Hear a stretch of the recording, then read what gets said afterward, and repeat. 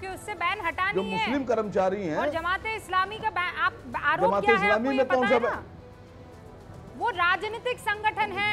जमीयत उलमाए हिंद में। असीम वकार साहब, मैडम आप बात नहीं करने देती हैं, बड़ी दिक्कत हमारे साथ ये है। नहीं वकार साहब, आप पढ़ लिख के आया सुनिए तो, अरे हम लोग तो जाहिल लोग हैं। आप सारी पढ़ाई असल में आपने कर ली है, मैं परिवार। हाँ सुनिए, अच्छा बोलने दीजिए। राजनीतिक सुनिए बात तो सुनिए पहले। आप इस्लामी है, पढ़ के आओ आप पहले। सुनिए सुनिए सुनिए सुनिए, पूरी दुनिया में जब से कैलेंडर बना, दुनिया के हर व्यक्ति के लिए 12 महीने का एक साल होता है। 12 महीने का एक साल, 12 महीने से ऊपर नहीं होता है। लेकिन ये जो फ्रॉड वाले लोग हैं ना, फ्रॉड जो ठगते हैं लोगों को, जिनमें सरकारें भी शामिल हैं, मिनिस्टर्स भी शामिल हैं, आईएएस भी शामिल हैं, सचिव रैंक भी शामिल है, उनके हिसाब से आज दुनिया में नहीं, भारत की बता रहा हूं, 13 महीने का साल है। स्कूल के लिए 12 महीने का साल, सरकारी कर्मचारी के लिए 12 महीने का साल, हमारे लिए 12 महीने का साल, लेकिन केबल ऑपरेटर के लिए, ओटीटी के लिए, इंटरनेट वालों के लिए 13 महीने का साल। अच्छा। आपको पता कितने यूजर हैं देश में? हाँ। सुनिए सुनिए बात तो सुनिए, मैं एक सवाल पूछ रहा हूँ। 707 मिलियन ओटीटी यूजर। अरे हम क्या, हम संघ पर बहस कर रहे हैं। 46% इंटरनेट के यूजर देश में। ओटीटी नहीं, 67%। हाँ भाई, उस पर मैं बहस कर लूंगी। केबल के ऐसे मत कीजिए ना। सुनिए मैडम, ये क्या, कौन केबल ऑपरेटर आपके घर पे आया था? 55 मिलियन। हाँ ठीक है, मैं आपसे इस मसले पर बात करूंगी प्लीज। रागी साहब, पैसा जा रहा है, ये 12 महीने 13 महीने पर मैं बाद में आराम से डिस्कस कर लूंगी। सर मेरा टॉपिक है ना, मैंने उसी पर बुलाया है, बाकी सब। अरे क्यों कर लीजिएगा, अभी क्यों नहीं कीजिएगा? नहीं अभी कैसे कर लूं मैं? मैंने आपको टॉपिक दिया हुआ था, आप मना कर लेते। मैंने आपको बोलने का मौका दे दिया, आपने सुन लिया, आपने सुनवा भी दिया। अब मैं आगे बढ़ जाऊं, मेरा जो टॉपिक है उस पर डिस्कस कर लूं ना। सर संघ से क्यों बच रहे हैं आप बात करने से? क्यों टॉपिक लाइए, ये टॉपिक क्यों नहीं है सर? लेकिन अभी आपके हिसाब से नहीं चल रहा है। अरबों खरबों रुपए का फ्रॉड हो रहा है देश में। ओके, अरबों खरबों रुपए का फ्रॉड हो रहा है। मंत्री उसमें बोल रहे हैं। रागी साहब नहीं, दूरसंचार मंत्री नहीं बोल रहे हैं, वित्त मंत्री नहीं बोल रहे हैं, सुप्रीम कोर्ट नहीं बोल रहा है, प्रधानमंत्री नहीं बोल रहा है। क्यों नहीं बोल रहे हैं भैया? वकार साहब, मैं फिर आपसे कह रही हूँ, इस टॉपिक पर हम डिस्कस कर लेंगे। आज मेरा टॉपिक ये नहीं है, आपको पहले से बता दिया गया।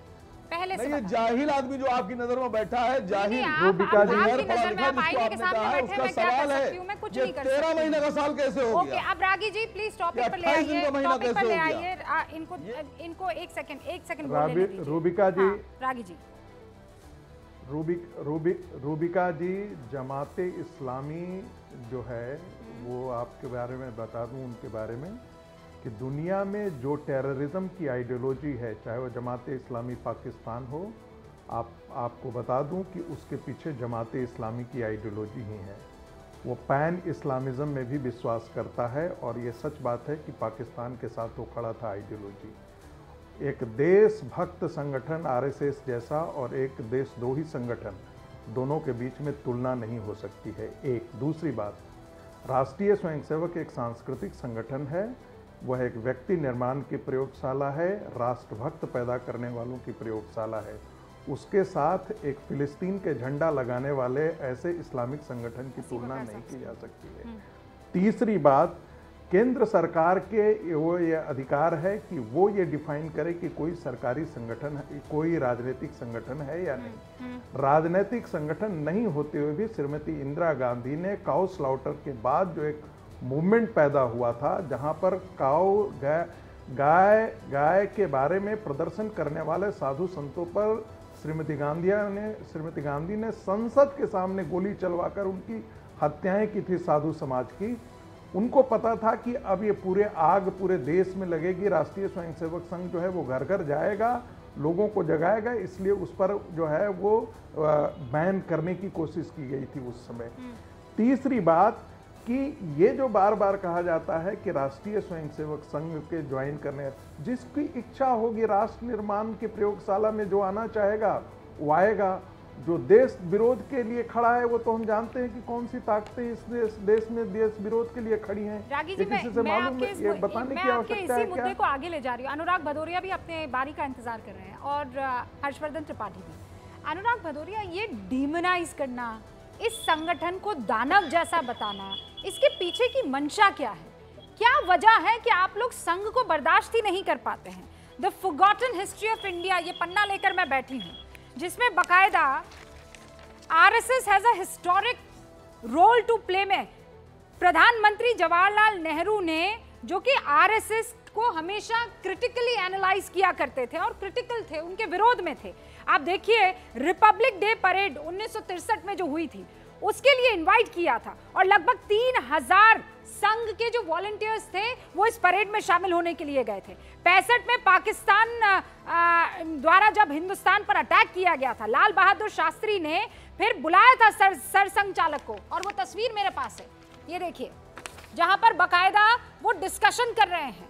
ये लाल बहादुर शास्त्री हैं, यहां पर आपको नजर आ रहे हैं, और यहां पर संघ के जो दूसरे सरसंघ चालक हैं वो आपको दिखाई दे रहे हैं, गोलवलकर, ये देखिए। तो क्यों डिमोनाइज करना है? क्या वजह है? पुराने लोग आपस में मिलकर देश को आगे बढ़ा रहे थे, संघ से क्यों इतनी एलर्जी आप लोगों को? देखिए, संघ से हमें एलर्जी नहीं है, संघ को देश से एलर्जी है। संघ, अभी कह रहे थे, संघ जो है वो माँ है और भारतीय जनता पार्टी उनकी संतान है, यही तो कहा। तो उनकी संतान कैसा काम कर रही है जरा बताइए तो। उनकी संतान में कौन काम करता है? मैं किसी के बोला नहीं, मैं देखो किसी के पीछे अगर ऐसी डिबेट करानी है तो मैं एक रागी साहब एक बार उनको बात 44,000 बनवासी। रागी साहब रुकिए ना, पहले फिनिश करने दीजिए उनको ओपनिंग रिमार्क। देखिए, हमने कहा संत ऐसे उनके संतान हैं, ऐसा कानून पास करते हैं जैसे समाज के अंदर में ऐसा लॉ बनाने की कोशिश करते हैं जैसे समाज के अंदर में नफरत की राजनीति हो। तो क्या माँ उनको यही सिखा के तो भेजती होगी ना कि आप समाज के अंदर नफरत की राजनीति करो, आप यहाँ पे नाम दर्शाओ, नाम लिखो। ये किसने किया? उनकी संतान जो बता रहे हैं, उनकी संतान नहीं तो किया ना। उनकी संतान ही तो चुप रहती है ना जब महिलाओं के साथ अत्याचार होता है। ये कौन काम कर रहा है? उनकी संतान ही तो है जो लास्ट इतने सालों से भारतीय जनता पार्टी में 10 साल भारतीय जनता पार्टी देश पर रूल कर रही है। और 10 सालों में भारतीय जनता पार्टी ने कौन सा देश का विकास किया है? नफरत की राजनीति के अलावा भारतीय जनता पार्टी ने कौन सा विकास किया देश के अंदर में? कब इन्होंने विकास की राजनीति की है देश के अंदर में? आप इसको चुप कराइए बदतमीज आदमी को, मैं इसके बीच में नहीं बोला। बदतमीज आदमी को चुप कराइए, भाषा की मर्यादा इससे नहीं होगी। मैं किसी के बीच में नहीं बोला। नहीं, ये कहेंगे मैं प्रोफेसर है और हमारे बीच में बोल रहे हैं, ये ठीक नहीं। मैं किसी के बीच में नहीं बोला, मैं किसी के बीच में नहीं बोला। आप बताइए डिबेट पहले उनको 4 साल से 5 साल से जितने भी टेलीविजन ऐसे आदमी को बुलाते हैं, समझ में नहीं आता है। एक बार उनको बात पूरी कर लेने दीजिए, मैं रीबट का पूरा मौका दूंगी। ये आरएसएस का चेहरा देखो, जिनको